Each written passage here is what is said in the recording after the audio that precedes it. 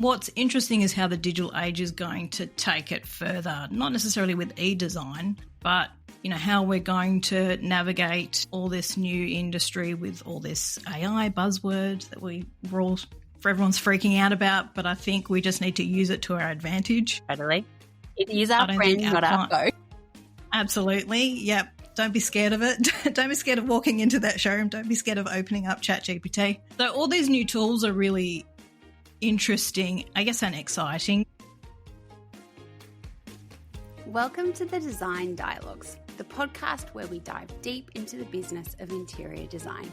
I'm Beth Beesky, the founder of More Time to Design and a designer with over 13 years of experience. I'm here to help you navigate the challenges of running a successful studio, whether you're a solo designer or leading a team. Each week, I chat with industry experts and share practical insights to help you streamline your processes, grow your business, and create a studio that thrives. Thanks for tuning in, and I hope you enjoy our Design Dialogues.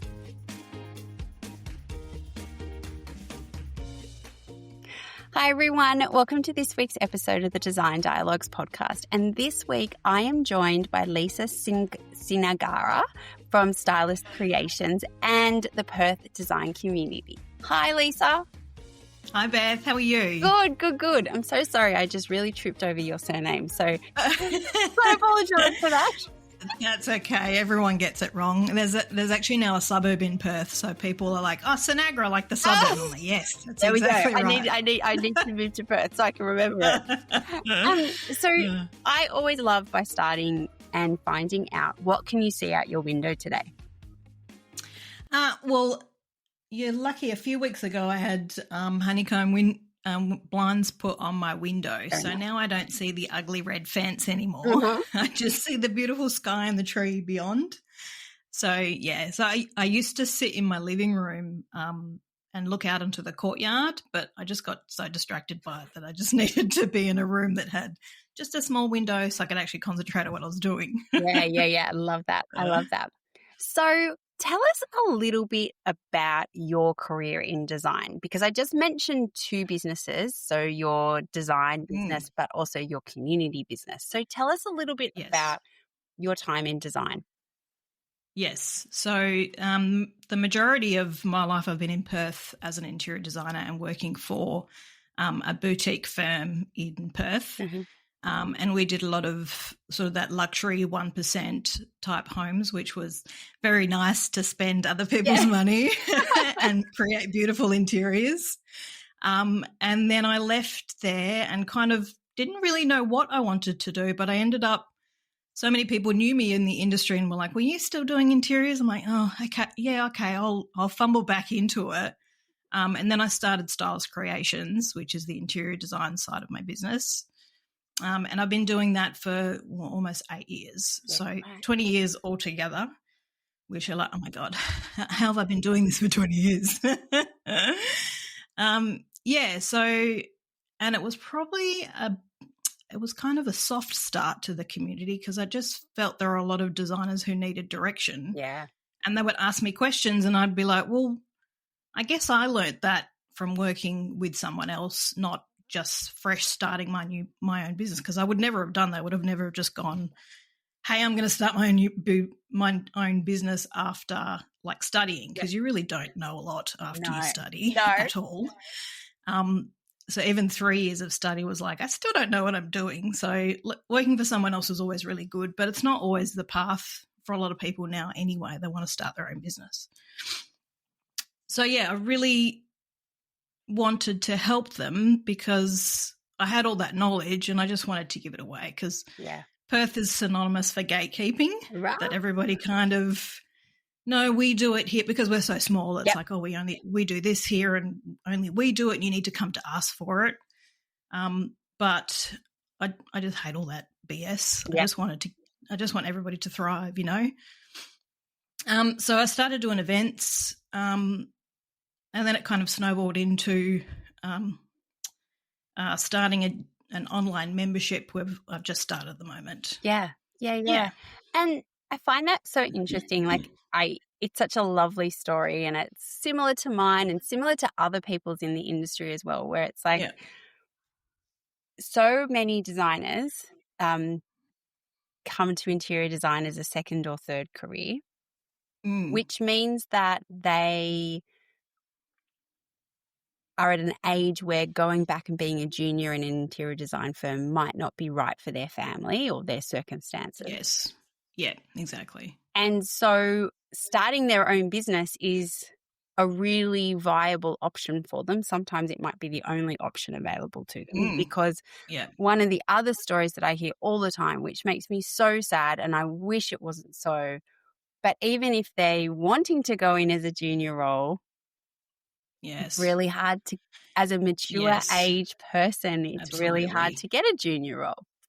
And so I think, you know, as you said, like 3, 4, 5 years studying, that really only gets you to the front door of the house. There's so much more that you need to know to be confident as an interior designer. And so I think there is such a need for information sharing because our industry is just full of these amazingly talented people who, because of the path they've followed to get into interior design, means that traditional way of kind of work experience and learning on the job just isn't available to them. Yes, yeah, correct. And especially being in Perth, it's like I call it a big country town, that's what we say, because the opportunities are even less. Yeah. And you really have to tie yourself to someone who's quite influential and then just work for them, which I happen to fall into. But, yeah, a lot of the people who need a lot of the help are only working from like 10 to 2 in the middle of the day because they're doing other things, family life, all that sort of stuff. Yeah. So that 10 till 2 is really important. And then it's like, well, I can't spend all this time researching and trying to find this because people either don't give you the information or there's too much generalised information online as well for Perth. So, you know, a lot of us are all in the community groups, even the Australian groups. Yeah. But it's all very generalised information. It's like, oh, you know, where do I get a cabinet maker in Sydney? It's like, well, I need a cabinet maker in Perth, you know. So we're like, well, you know, and then you ask in Perth and then someone might give you one option and then you're like, well, that didn't work. So there's really not like a good community of people sharing information. Yeah. And I think that was really important to start doing that in Perth. Yeah. And one of the things, so when you like decided to start the community and like I love that it kind of almost just naturally and organically kind of started. Yeah, what absolutely. were some of those questions that you kind of kept hearing that were like, okay, there is a need here and what's pricing. Oh, the old pricing. I don't know how to price my services. Even yesterday I was speaking to a designer because I had mentioned to her that I was starting some in-person workshops. Yeah. And she's like, I just really need help with pricing and how to do everything else. So we really get stuck on that too. And look, that's a question that I reckon designers who are 1 year, 5 year, 10 years, 15 years into their businesses are still struggling with. Like, I don't know if I still do. Did you ever really get on top of it? Yeah. Well, I built a system, but then I'll get a certain client in and go, oh, well, I've got to modify the system again, which is what happens. And then you're like, well, okay, well, at least a system starts you off somewhere and then you have to tweak it as you go and you make it work for your business as well. Yeah, exactly. So, and a lot of the stuff online is like, this is the way you have to do it. You just do it this way and do it this way. It's like, well, it doesn't work for everybody because everybody's business is so different. Yeah. Interior design, decorating and styling is such a wide gamut of information and what services you can provide doing that. I mean, I niched into kitchens and joinery because I love doing it and I could do it all day, every day. And I don't particularly love the styling aspect of it, but that's where collaboration is really important to me too, because then I just get someone else to do it. I don't have to think about it. They just come in and do it. It's done. I pay them, done, you know. Exactly. I'd rather do that than sit there and think about it and be like, oh God, where do I get that vase? There's 1,000 vase, like it's not my thing. No, and it's so interesting you mentioned that because I have done a podcast recently about that, how especially if you are and you would know this coming from a bigger design firm. So a bigger design firm, there are different people who work on that project across the life cycle. There is a different team who are doing, the joinery and the hard finishes and all of that kind of stuff, through to a different team who are doing the styling and the decorative elements of it. And so if you are a one woman, one man band, it's you're actually expected to do the whole thing. You're expected to do the whole thing, and it's actually it's impossible. It's totally impossible. They're two very different skill sets, and I see so many designers kind of tripping over themselves trying to do it all. And most designers, if they're really honest, they kind of prefer one or the other. They might be okay at the styling, but their true love is in the hard finishes and joinery design. And then there's other designers who are like, I don't really care. I don't want to know about how to design a bathroom. I just really love that, that last layer that comes in and all that kind of stuff. Yeah, exactly. And I think so often designers, especially new designers, when they're setting up their business, they're like, well, I have to do it all.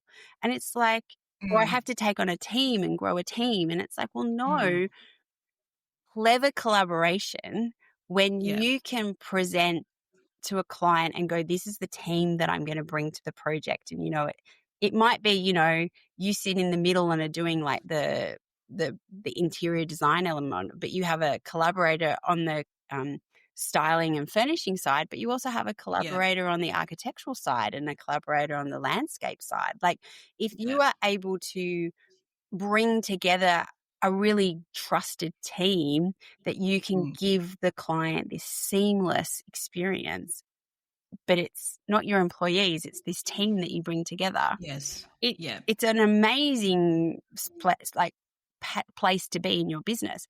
But I don't always think interior designers who own their own business think like that. I think sometimes they think we've got to do it all in-house or Yeah, exactly right. Yeah. And I think the old school people who've been doing it for a long time do. Like they just have a firm and then they just bring someone in to do that and then they do the bit they want to do, and that's how it's always been. But it's very different now with the digital age that you can just bring someone in to do that sort of stuff and bring different people if you want to. Yeah. I mean, there's so many people who love that styling aspect of it, and I'm like, wicked, I've got 10 people that I can call on when I don't want to do it. Like styling for photo shoots is a whole different ball game. Yeah. And I'm like, I don't even want to sometimes I've had to do it and I'm like, I have wasted too much brain power on doing this. Yeah. It would be much easier mentally for someone else to just come in and do it, and it would be better in the end too. It would look better. Yeah, absolutely. They've got all the contacts, the same as, as someone comes to us, because we have all the contacts and we know what to do. If there are certain aspects that you don't know how to do or you don't want to do, you don't have to do it. Yeah. You bring someone in to do it for you. Exactly. It's such a clever business model that I really I wish more interior designers kind of thought a bit more strategically about it. Yes, yeah. So when you started the design community, you mentioned it kind of started kind of with events and in-person things, and it was also about working with suppliers and helping them kind of meet the market and bringing them a group of designers together so they could do one presentation rather than lots of little individual presentations. Yeah. From that, how has it kind of grown, and tell us a bit more about it? Okay. I think a lot of designers didn't feel comfortable going to events to start off with. Because I hate saying the word wank, but there's a lot of wank in interior design. Like there's high-end designers that rock up to the events and they know everybody and they're, everyone's like, oh, I know that person. When I worked for someone else, we never really spoke to anybody. If I mention who I worked with to anyone in Perth, they're like, who did you work for? But, it's still going now and it's a flourishing business, but we just weren't those people that went out and networked with people. And since I left there, I wanted more of that. I wanted to meet more people in the community. I wanted to, I mean, your business is your referral network as well. Yeah. So especially when you start, it's who you know, because at least you get your foot in the door and you can get started that way. So a lot of it was, hey, are you going to that event? Or I'm going to this event. Do you want to come? So it really started very small like that. Yeah. In the corridors of Jane's business at Design Home in Subiaco, that we were just like, you know, why isn't anybody going to this? Or there's this thing coming up that we should all go to.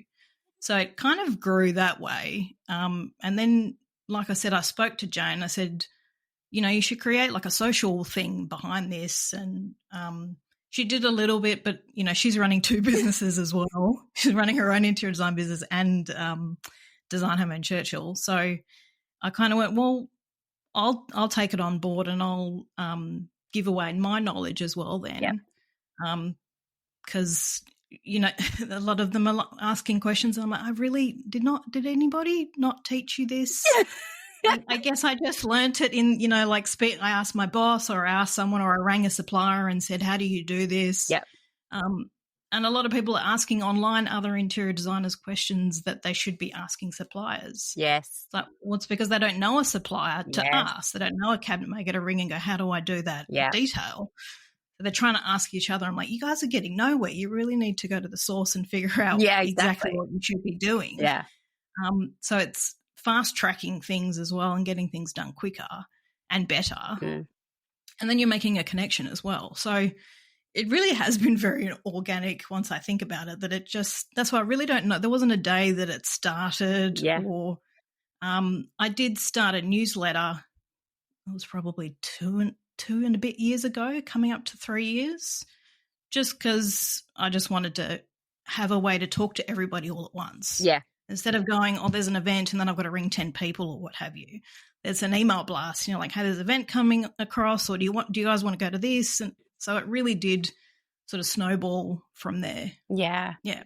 And because one of the things that I think you hear less of now, but one of the things that I know was a bit of a barrier to community developing amongst interior designers is they all felt that kind of we were in a competition with each other for clients. Yes. And I think we couldn't be further from the truth. There is so much work out there,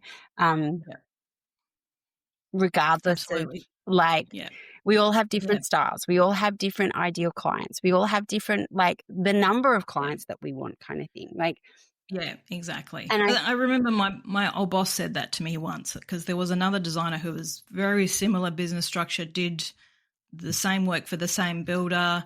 And I think I said something to him very naively as a, you know, early 20-year-old, and said something like, oh, but what if he gets it and we don't get it? And he goes, there's plenty for all of us. Yeah. If he gets it, that's fine. I'm too busy. I don't want to take it on right now. Yeah. So there was that kind of competition thing was never really part of what, you know, where I came from. Yeah. And I remember doing a networking event and a cabinet maker came and he kind of stayed towards the end and he said to me, you know, we could never do this with cabinet makers because they'd all be like, how can you all work in the same factory and like do the same work? I'm like, but we all do very different things, you know, like if I'm a kitchen specialist, like we just said, someone's going to do styling and she's across the hall. It's like, hey, do you want to do some styling for me?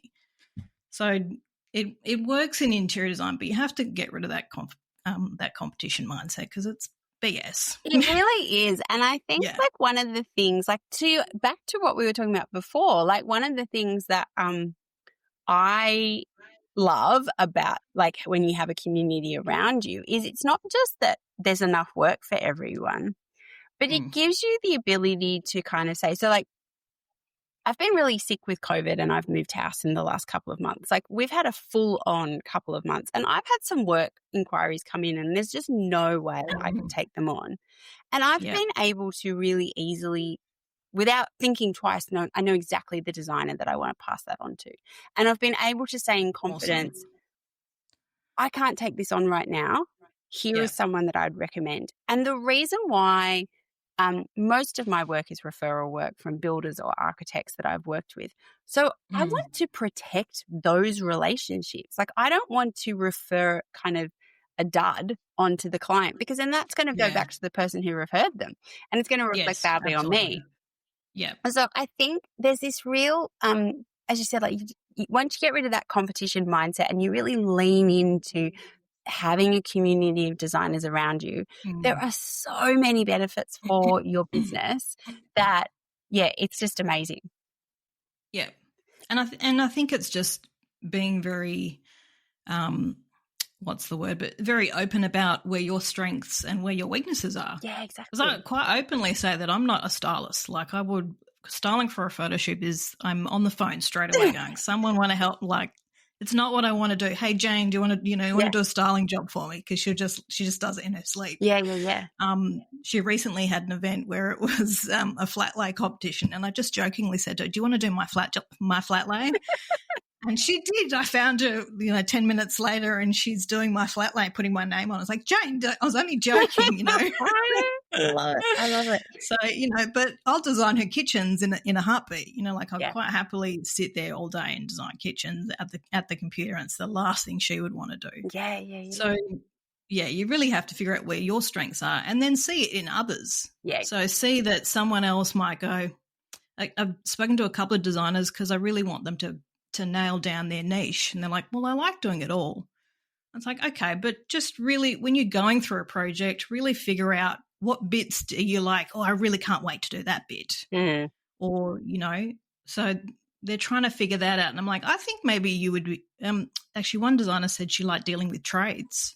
Yeah. And I said, okay, so you love the experience of the whole concept and all that sort of stuff. So you really need to lean into that. If you don't want to do cabinet designs or drafting, get someone else to do it. There's actually plenty of new designers coming out that want that kind of documentation role. Yeah. And that's what I did. That's where I started. Yeah.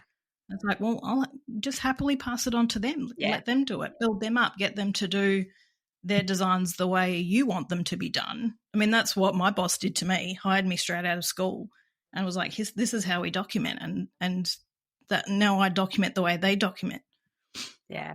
So it's really being open about where your strengths and where your weaknesses are. I think as well, one of the other things that, especially thinking about new designers, is your niche doesn't have to be your niche forever. Absolutely. Like you can be in a season of your business where it might not necessarily be that you're not good at it or it's not your strength or something, but it's about time management or it's about, something else. But that can change over time. And you might kind of, as your skill set grows or as you have like exposure to other things, you might be like, well, now I feel comfortable as this being my niche, or I'm going to do this, or, design has an amazing ability to take you down paths that you never knew even existed. Like one will come in and you end up designing something and you're like, I didn't even know this was a thing. And then all of a sudden you're an expert in, I don't know, hairdressing salons or something. But I think knowing that, well, this is my niche now, but in 3 years' time it might change and all that kind of thing. I think that's a really important mindset for designers to keep in mind. Yeah, that's very true. Yeah, because I think when you're new, you're kind of like, well, this is what I've got to do and I'm going to do it forever. Yeah. That's like, well, no, in especially in the digital age, I keep saying, but you can change your Instagram profile in a second, and you can be doing something totally different next week, and your website takes 5 seconds to change. So just change, just try it for a couple of months. If you hate it, just change it back. It's no big deal. Exactly. And especially if you are new, nobody's watching anyway. Yeah. If you've only got 100 followers, then if you change every day, nobody cares. No, not really. So just do it. So tell me about some of the things that you have seen, kind of if you kind of zoom out and you've observed designers in the community and how they've flourished from being part of the community. I think it's actually a hard question to answer because I feel like we're so new, even though we've done lots of events. But I think the biggest thing is just getting out of their comfort zone, like speaking to people that they would, walking in rooms that they would never have walked in before. Yeah. Like that like a retail shop that looks very white and clinical and very high end, you don't want to walk into it because it's scary. So I never felt that because I was always in the industry and I walked in, people going, "Oh, hey Lisa, how you going?" But for someone new, they don't even want to walk into a Polytech showroom and kind of go, "Oh, I'm just here to get some samples." It's like, well, just go in and do that. But they just don't have that confidence to do that. So going to an event means they can do that together as a whole, grab their samples, do it all one, have a coffee, chat with someone, meet someone new. So it's like a wham, bam, all at once thing. And then they go home and they've got it all done in 30 minutes and then they can go home to their kids. See, I love that. And I also am fascinated. So it is amazing how many guests and how many conversations I've had with designers about how we all feel very intimidated by walking into showrooms. And I'm like, what is it about these showrooms and how will they have over us? Because the reality is that they actually need us. Like they don't exist if we're not there. But why do we all feel so intimidated by them? And it's a fascinating question. I don't have an answer because I'm half the same. Half the time it's like, I'm an interior designer. Like, oh, I haven't got your trade discount. I suffer. But that's always easier when you know that you're going with a group of people who you know, and you walk in and you're like, oh God, there's so and so. At least I've walked in that door, and now I'm here. Now I can go and talk to so and so, and then I'll meet someone else, and then I'll see so and so. It kind of breaks the ice a little bit. It's so important, and I think it's not only breaking the ice with like having another designer there, but it breaks the ice with the supplier. And, you can go, I met you at such and such event, or here's my card. I'd love to come in a couple of weeks' time. I've got a project that I'm sourcing for. And I think designers, if they actually have in their mind that those showrooms need us more than we need, like we need them, but they also need us. Otherwise they don't have jobs. So I think remembering that sometimes happens, but I am truly fascinated by why we're also intimidated by these showrooms. I know, we build spaces and create spaces, and then we don't want to walk into them because we're so intimidated by them. I know. I really do find it so interesting. So you're obviously truly immersed in our industry, which is fantastic. So what excites you about our industry at the moment? Oh, that's a tough one. It sounds really defeatist to say that, but it's it's a tough one because I really feel like I'm boots on the ground, kind of really trying to help people, because most people are coming to me with a problem, or they're like, I don't know how to do this, or I don't know how to do that. And in my career, I've never really been a slave to trends, because when you're dealing with that high-end luxury market, they don't care about trends at all. They just want their beautiful luxury home that will stand the test of time and have good quality finishes and look beautiful, and their friends will love it. So, I mean, I always keep an eye on trends, and we've got to keep an eye on trends to see what's going on. I love looking to Milan for what's happening over there. For the Milan Furniture Fair, because being Italian, it's my heritage, and I come from that in business as well. So we were an Italian firm. So that's a hard one to answer, actually. So I'm going to flip it a bit and ask you, what excites you then about when you speak to young interior designers? I think they might have a better or a different, not perspective, but a different path forward, because mine's been a very traditional one where you go to school and then you work for someone and then you start your own business. So it's very traditional. You do the same thing. I guess the only non-traditional thing is that I didn't build a firm and didn't hire people, because it's just not what I wanted. I never wanted to hire anybody.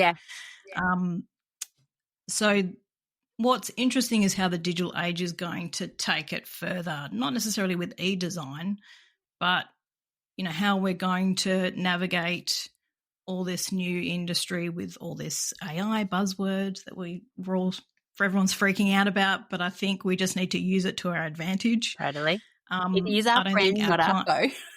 Absolutely. Yep. Don't be scared of it. Don't be scared of walking into that showroom. Don't be scared of opening up ChatGPT and using it. Yeah. So all these new tools are really interesting, I guess, and exciting because it means that I can work from home whenever I want and do work whenever I want and not be a slave to having to go to a 9-to-5 commute into the city every day, which is what I hated doing for 13 years. I'm like, I'm never doing that again. I just want to work in my pajamas at home. So, and there's a lot of us like that out there. And being in Perth, it's, everything is quite central. So you just spend 1 or 2 days a week doing all your stuff in the city and then you're working at home for the other 4 or 5 days. Yeah. Yeah. So, I guess that's exciting to see where it's going to go in terms of the structure of business and how that's going to work. Yeah. In terms of trends, everything cycles around. I'm sure you know that things come and go and then they come back again. Yeah. And when you've been in the industry that long, you're like, oh, yeah, I remember this one. Yeah. Oh, okay. I'm waiting for the cherry cabinets and the black granite to come back because that was about 20 years ago. I don't think it will. No, but granite's definitely coming back. Granite is having its moment. It's definitely coming back, which I am not sad about. I think granite sometimes gets bad rap. I'm like, I love granite. Yeah. And what excites you, or what are you looking forward to in your own business in the next 12 months? Well, I'm looking forward to spending more time structuring the community a bit more. I haven't run too many events this year. I think we've only had 2 or 3. But I really want to pack the last half of the year with events, especially just for members and then also some more for the general public. Yeah. I've got a couple of workshops that I'm working on that I'll turn into courses, again, on pricing and all that entry-level stuff that people forget to do. Yeah. I mean, I never did an ideal client when I started my business. I never did anything, fundamental. You just kind of start and you're like, oh, okay. Now what do I do? Okay, well, I guess I've got to buy AutoCAD. Like you just kind of fumble through for many years and you don't start with a structure or a foundation. And I think that's it's the way to fast track your business. I think my business would have been much further along if I had done that. Yeah. I think I lost many years doing that. Yeah. But, with the internet now, there's much more out there to do that. When I started it, really, there wasn't really all that. Courses were only just becoming a thing. Yeah. So now there's too many courses and it really is it the right course? And there's none specific for Perth. So I'm like, I need to do some that are Perth specific as well. Yes. Yeah. Well, that sounds like a very exciting and jam-packed 12 months, I have to say. I know. Well, I haven't done many in the first half of the year. I kind of got the membership up and running. And then I thought, people are like, oh, when's the next event? And I'm like, oh, yeah, I really have to. Got to get onto that. I got to, put that one to bed and start doing that. So, that'll be happening soon. I love it. Oh, well, Lisa, thank you so much for joining me today. I have loved hearing about your journey in interior design, and I really think the Perth Design Community sounds so exciting, and the designers of Perth are very, very lucky to have you. Oh, thanks, Beth. It was great chatting. Thanks very much. Thank you for listening to this design dialogue. I hope you have found it full of inspiration and helpful information to take into your design studio. If you like the podcast and want to hear more, consider sharing it or writing a review, as it helps us reach more people, and follow us wherever you get your podcasts. If you would like to unlock the power of effortless studio management and elevate your design business to new heights, please follow the links in our show notes to see how more time to design can help you build a better business. Have a great week, and I will see you for our next Design Dialogue.